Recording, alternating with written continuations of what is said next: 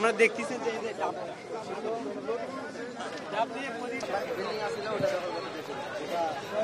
এইখানকার যে অবকাঠামোগুলো রয়েছে সেগুলো যতক্ষণ ভাঙা না হবে ততক্ষণ কিন্তু এই কার্যক্রম চলবে, এমনটি অনেকে বলছেন। হচ্ছে বারবারে যেন কোনো মানুষ এই ভাঙা কার্যক্রমের সময় কোনোভাবে দুর্ঘটনা কবলিত না হয়। যে বিশ্বাসগুলোকে আমরা মিউচুয়াল ট্রাস্ট ব্যাংক পিএলসি বিশ্বাস করি প্রবলভাবে, একে অপরের বিশ্বাস হয়ে। Mutual trust bank, you can bank on us. এই ডাবটা আমরা কেন নিয়ে আসছি? স্বৈরাচার শাসক প্রধানমন্ত্রী মোদির বউ, এই মোদির জন্য বিয়ে সম্পূর্ণ করব, আর স্বৈরাচার শাসক প্রধানমন্ত্রী হাসিনার জন্য আমরা চাদ্দ করব। এই যে ডাবটা আগুন, এই পাশে আগুন জ্বলতেছে, আমরা এটা দিয়ে চাদ্দ শুরু করব, সম্পূর্ণ করব। আমরা জানি এই স্বৈরাচার শাসক মোদির বউ, ওর জন্য আমরা এই চাদ্দর জন্য এই ডাবটা রেখে দিয়েছি। 2টা ডাব নিয়েছিলাম, একটা খেয়ে ফেলছি। আজকে আমাদের অনেক ভালো লাগতেছে, তার চাদ্দর সম্পর্ক মানে সম্পূর্ণ করব, এই জন্য আমরা এই ডাবটা আমি রাখছি। নাহলে সবাই চাইছে আমরা মানে খাইতাম। সে এখনো ইন্ডিয়াতে বসে এদেশের বিরুদ্ধে উস্কানিমূলক কথাবার্তা বলে যাচ্ছে। এদেশে অশান্তি সৃষ্টি করার যে প্রচেষ্টা সে এখনো চালিয়ে যাচ্ছে। তো এই স্বৈরাচার শাসকের এই পরিণতি হওয়া জরুরি ছিল, এবং এমন পরিণতি থেকে ভবিষ্যৎ শাসকদেরকে, যারা শাসন ক্ষমতায় আসবে, তাদেরকে একটা মেসেজ দেওয়া হলো যে ভবিষ্যৎ যারা শাসন ক্ষমতায় আসবেন তারা জনগণের ম্যান্ডেটের বাহিরে যদি কথা বলেন, জনগণের ইচ্ছার প্রতিফলন যদি ঘটাতে ব্যর্থ হন, তাহলে আপনাদের অবস্থাও এমন হবে। এটাই হবে, এই জনগণ আপনাদেরকেও ছাড় দেবে না। জুলাই 36, টার্গেট ছিল 32, আর 32 এখন ধ্বংস করে আমরা এখন প্রাউড ফিল করতেছি। আর এখন এখানে বাথরুম স্থাপন করতে চাচ্ছি, যেন এটা আসলে সবার জন্য মানে একটা মেসেজ হয়ে থাকবে যে পরবর্তীতে যেন এখানে মানে দেশে যে আসবে, সরকার প্রধান বলেন আর বিরোধী দলীয় যেই আসুক, সে একবার চিন্তা করে হলেও মানে ভাববে যে স্বৈরাচারিতা করা যাবে না।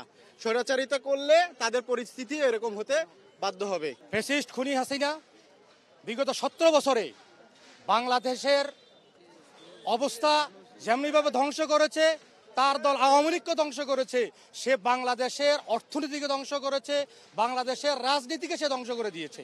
সে পালিয়ে যাওয়ার পরে আপনারা দেখেছেন বাংলাদেশের মানুষ তাকে পালিয়ে দেওয়ার জন্য গণভবনে লক্ষ কোটি মানুষ যেভাবে ঝাঁপিয়ে পড়েছে, তাকে এখান থেকে দূরীভূত করে দেওয়ার জন্য এখান থেকে তাকে পালিয়ে দিতে বাধ্য করা হয়েছে।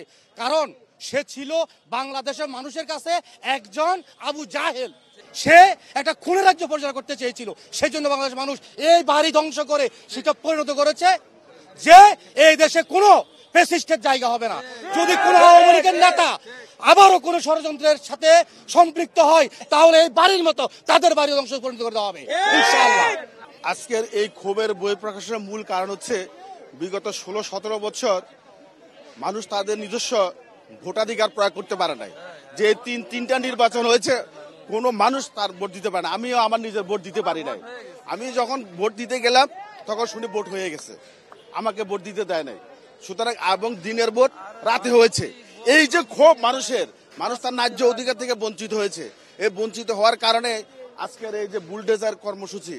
আমাকে ওখান থেকে ধরে নিয়ে আমাকে গুলি করে আমার পুরুষঙ্গের উপরে মানে আঘাত করে আমার পুরুষঙ্গ খণ্ড বিখণ্ড করে হয়েছিল। আমার প্রস্টেট নষ্ট হয়ে গেছে। আজকে আমি প্রস্রাব করলে 1 সেকেন্ড, আমার প্রস্রাব ধরলে 1 সেকেন্ড থাকে না, তারপর নষ্ট হয়ে যায়। এটা আওয়ামী লীগের দেওয়া রোগ আমার। আমি এখন দেশের বাইরে যাচ্ছি চিকিৎসা করার জন্য, আমার ফ্লাইট ঠিক করছি।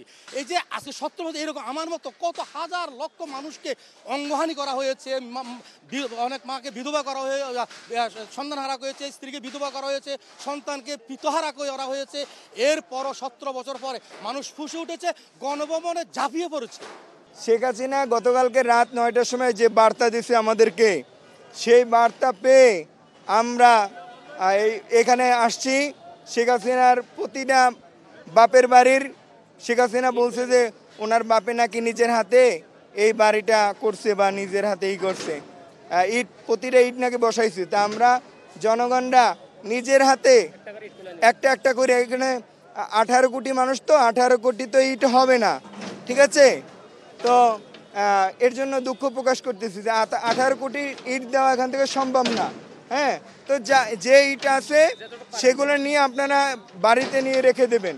হ্যাঁ, এবং গতকালকের শেখ হাসিনা তিনি তার ভাষণে বলছে যে ছাত্রদের উপরে সে তার বিরুদ্ধে নাকি ষড়যন্ত্র করছে ছাত্ররা, ঠিক আছে? তার বিরুদ্ধে এদেশের জনগণ ষড়যন্ত্র করে নেয়, ঠিক আছে? তাকে উচ্ছেদ করা হয়েছে এখান থেকে। হ্যাঁ, ঘাড় আমরা তো তাকে হাত দিয়ে পাই নাই, হাত দিয়ে যদি পাইতাম তাহলে ঘাড় ধাক্কা দিয়ে জেলের ভিতরে ঢুকাইতাম।